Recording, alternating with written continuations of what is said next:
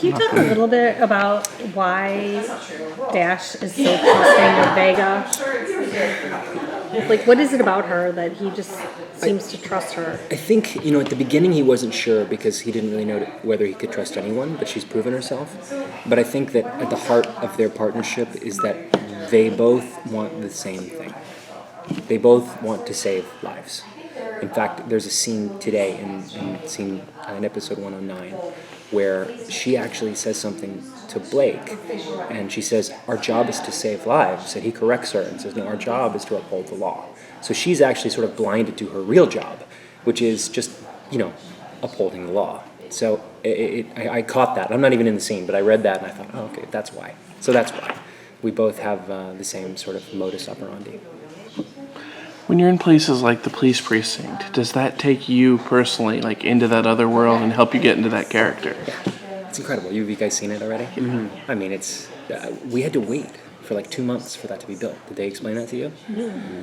So we had to block shoot all of the police precinct scenes all at once in the middle of episode 4 because it took so long to build that place, and there are so many productions in Vancouver that there weren't enough carpenters to go around.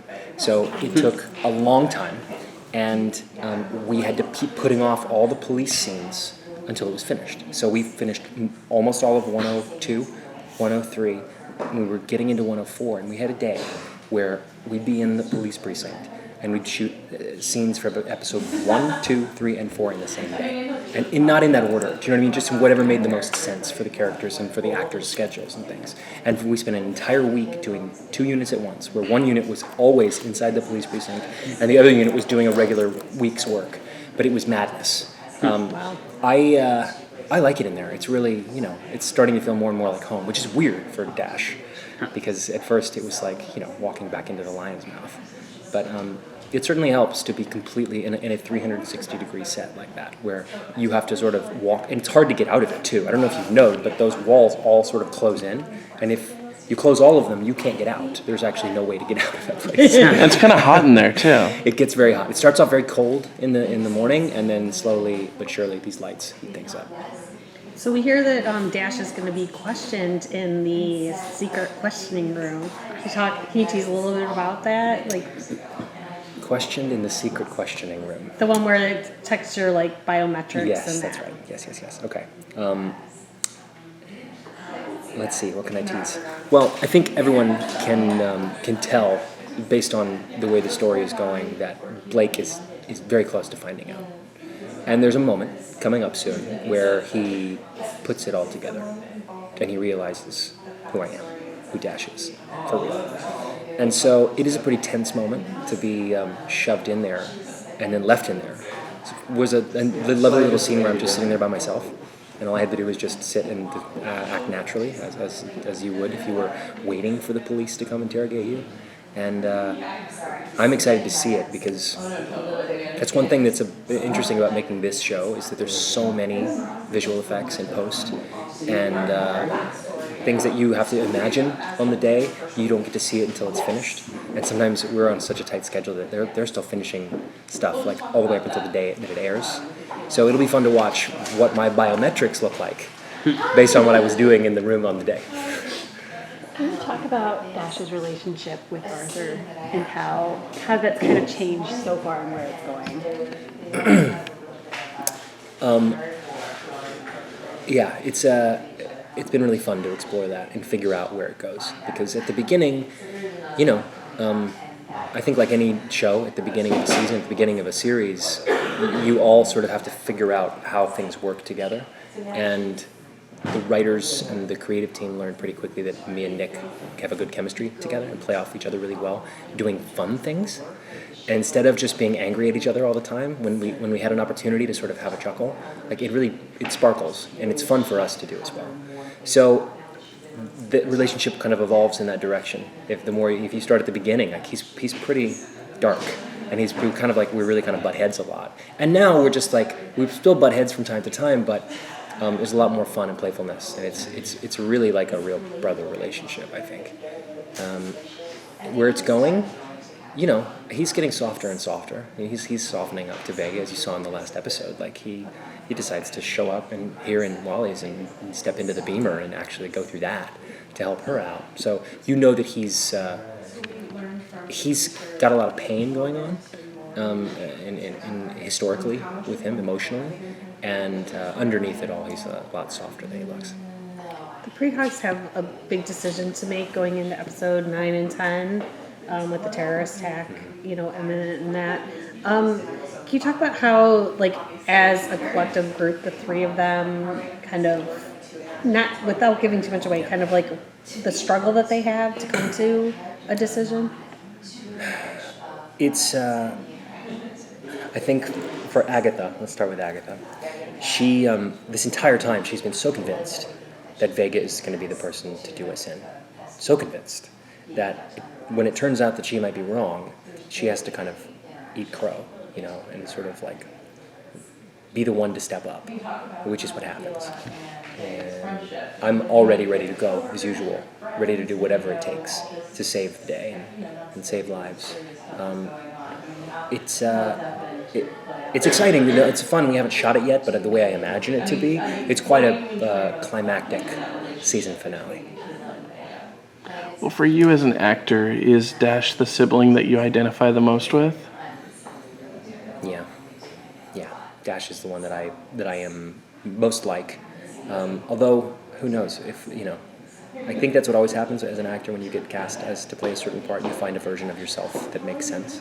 But in these three, he's idealistic and he's optimistic and looks at things in glass half full and always believes that he can do it, and that you can do anything if you try. So that is kind of my attitude towards life as well. Do you think that Dash is naive at times can he overcome that?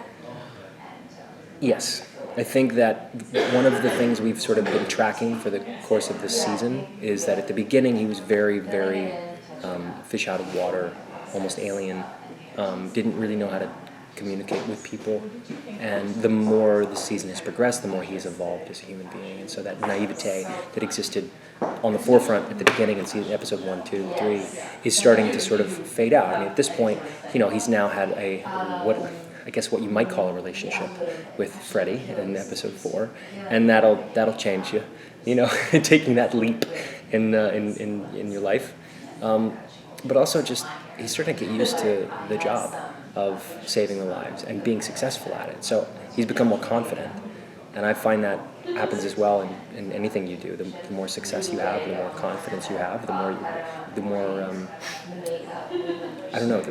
you carry yourself a little differently. Can you talk about what's coming up with the island? Apparently there's a flashback or something along those lines. There's a great couple episodes coming up. The next episode is called Fiddler's Neck. And in the episode, Agatha has a murder vision for the first time in a long, long time. And, to set up the story, we got out of the city in order to get away from the murders. And the farther away we are from the murders, the less we feel them, the less we experience them. And on this particular island, there's like 1,200 residents. There's not a lot of people. There's not a lot of murders. And when somebody just dies, we don't experience that. We don't go through that. So, in this case, Agatha feels a murder, and it's a big deal because nobody gets murdered out there. So she calls us, her brothers, and says, "I need your help." And then we bring Vega along, much to her chagrin. But the truth is, we need her because I'm not a detective. I have my skills, but we need Vega to solve a murder. So we go there. There's a couple flashback scenes as well that set up and explain why Agatha is the way that she is now, and a relationship that she had when we arrived on the island, and one that sort of changed her. So it's funny. The truth is, our schedule is so crazy that we needed an episode with 0 special effects just in order to catch up. So that's why, it just as a little inside scoop, that's why the writers were sort of like decided, let's set one on this island where there's no technology, there's no police, there's no guns, there's no nothing. It'll just be a regular old episode of television, and we can just skip over that and start working on the special effects for the next one. Well, what's it like working on a show that involves so much special effects, and how much of it, is done on set? It's, for me, I don't do a lot of the computer sort of the interaction, the sort of iconic Minority Report choreography. So it doesn't affect me as much as it does Megan and Lily and Wilmer. But a lot of times you just have to imagine something. There's plenty of times when we have to look at a table, and the table is actually bright green, and we have to imagine that we're looking at analytics, and we have to. They put little dots on the table for our eye line, and right here is where you're going to see the face, and over here is where you're going to see the data, and it's scrolling, and you have to just imagine it. And sometimes it feels pretty stupid because you feel like you're just like clowning, but when you see it on screen, it looks awesome. So in the end, I've started to just trust my instincts with that.